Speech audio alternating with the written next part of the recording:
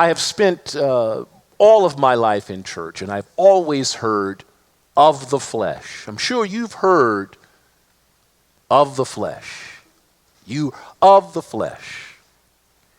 And no one took the time to elucidate what this phrase of the flesh actually meant. But it was a dead giveaway to me what they intended, because every time the word of the flesh was uttered, it always had to do with something about the body. It always had something to do with sex. It always had to do with something that was something about impure about you. Of the flesh, of the flesh. And I always, as I always thought about that, and I even used to use it, of the flesh. And I would pray that moment when I thought that somehow I couldn't be gay, I would say, take this of the flesh. It didn't. But as I began to study the word, I understood something. This is the trick, and I'm going to pull you in on the trick. Oftentimes, church folk put our minds on some things so that we won't think about other things that may be of more consequence. And so if we got our minds wrapped around of the flesh being about our sexualities or our gender expressions, then it may not occur to us that it is of the flesh to hate our neighbor. It may not occur to us that it is of the flesh to tear down each other. It may not occur to us that of the flesh may be hating other people. It may be being greedy. It may be all the things that are contrary to the mind of God. And so when Paul is talking to the people in Corinth, and he brings up of the flesh, I want you to notice not once does Paul talk about anything about the body. Not once does Paul talk about anything about sex. Because there's something far more consequential that has to be explained. It's something far more consequential that the people in the church in Corinth need to know. You see, the church folks in Corinth have been fighting, and they have been boasting. They've been dividing themselves up based upon who has the better spiritual gifts, or who has who was brought into the faith by the better apostle. And so a people who are called into fellowship with Jesus, the one who was crucified on the cross so that all may have life, it is a sad turn of events, because the Corinthians seem to be committed to their old ways of living. Oh, what do you mean by their old ways of living? They were still too reliant on the wisdom and power they learned from Rome and from Corinth, rather than living by the wisdom and power demonstrated by God.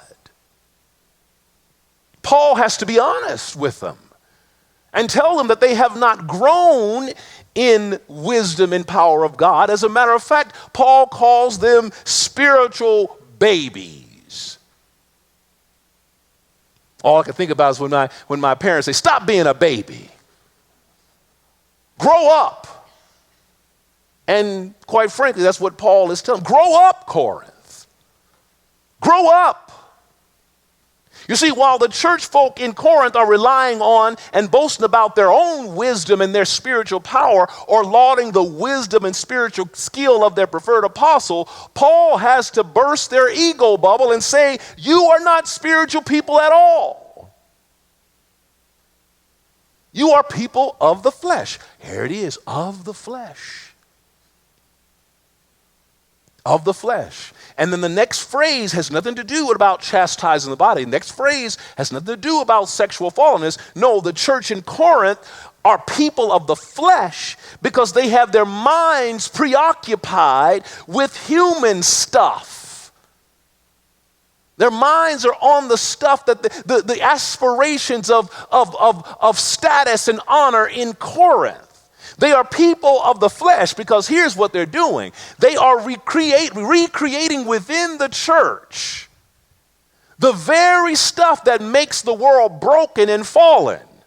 They're recreating in the church power, jealousy, division, quarreling, competition, inequality. The very things out there, they want to bring it right back up in the church. That means they're of the flesh. They're of the flesh. And jealousy and quarreling is a dead giveaway. It's a dead giveaway. If you want to know if a people are of the flesh or if they are spiritual people with the mind of Christ, see how much they fight. See what they're fighting about. That's a dead giveaway. It was a dead giveaway to Paul that the church folks are not growing in faith, in ministry, and in purpose to which they have been called. Their preoccupation with status and power is an indication that they are spiritually immature. They are babies in the faith, and they can't be trusted with deeper knowledge. I'm going to get in trouble. But here's the thing. I don't think Paul is angry so much as he is disappointed. And he tries with all his might to invite them to keep the main thing the main thing. And what is the main thing? To keep God at the center. In whatever you do, keep God at the center. Keep Jesus and him crucified as the foundation of their faith.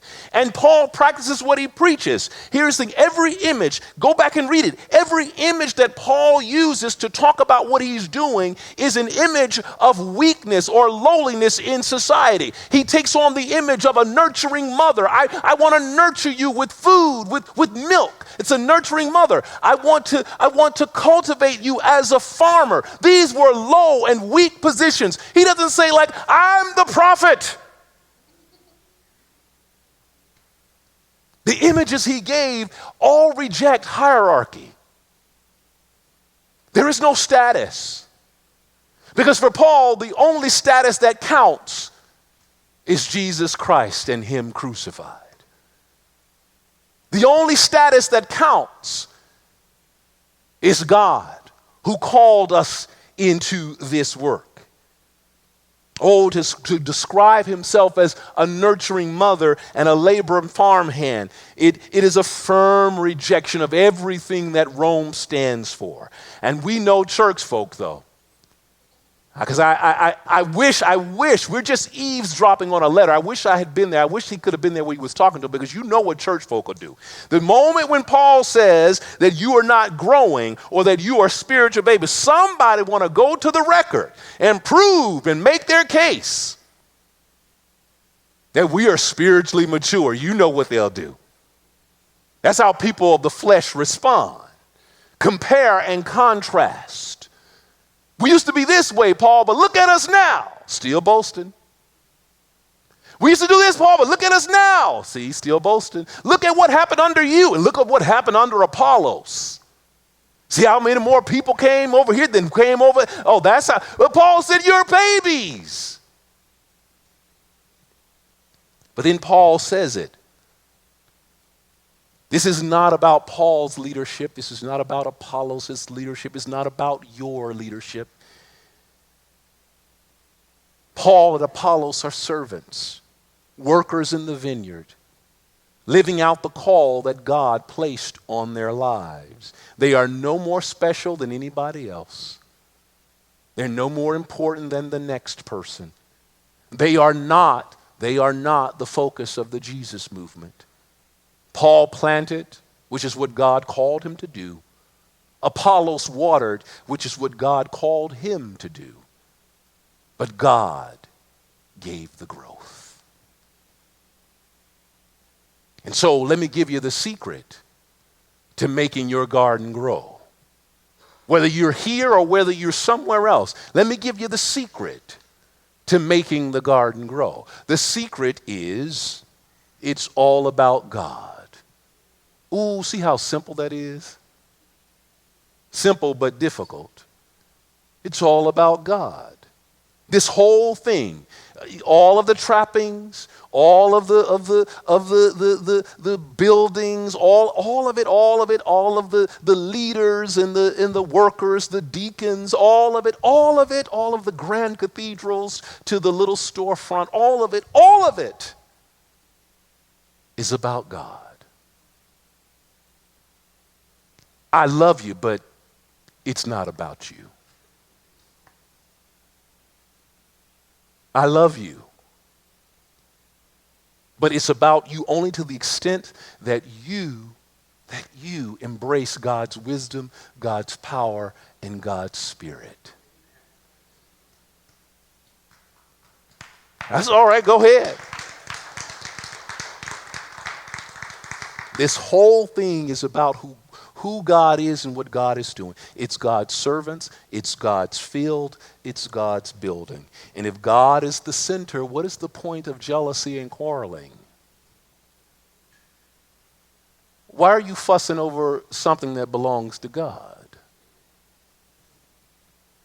And it can get chaotic and destructive when we seek to replace God's wisdom with human wisdom. I'm about to get in trouble. It's chaotic and destructive when the people God has chosen to plant and to water and to serve God's field start believing it's all about them. It can get quite quarrelsome when God's people assume that the gifts God gave them or their act of service is somehow the reason we are growing and building up God's church. It's about God. And so now the question for the church, the one who are wondering, like, am I of the flesh? Am I a spiritual baby, or am I spiritually mature? Then there's some questions we've got to ask. Because who or what gets neglected when the people of God are quarreling? Who doesn't hear the gospel when the church folk are tearing each other down? Who is talking about Jesus and him crucified when the conversation is all about how important I am?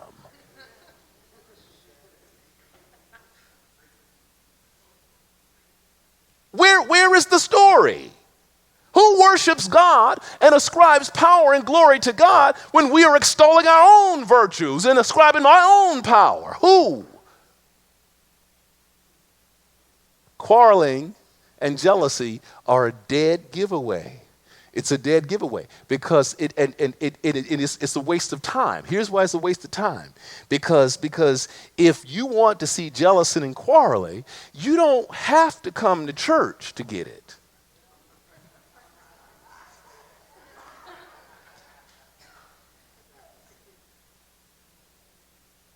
You can run for office.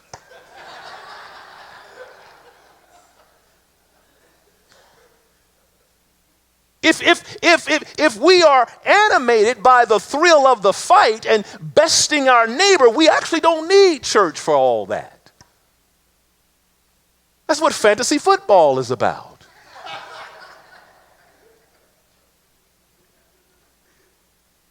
But if we want to be spiritually mature, if we want to know the mind of Christ, if we want to be a part of the body of Christ and what Christ is doing in the world, then we accept God's power, God's spirit, God's wisdom.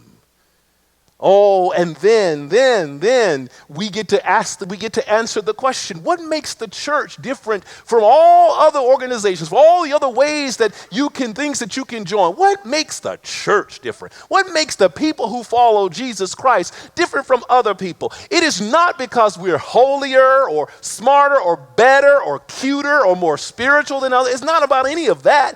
If we are different from the rest of the world, it means then that we know the secret to making this thing grow. And it's all about God. We know what it means for us to be a part of we do our part, and it is only part. We do our part. We accept our call as servants, and we work God's field and God's building. And then we sit back and let God be God, and then God gives the growth.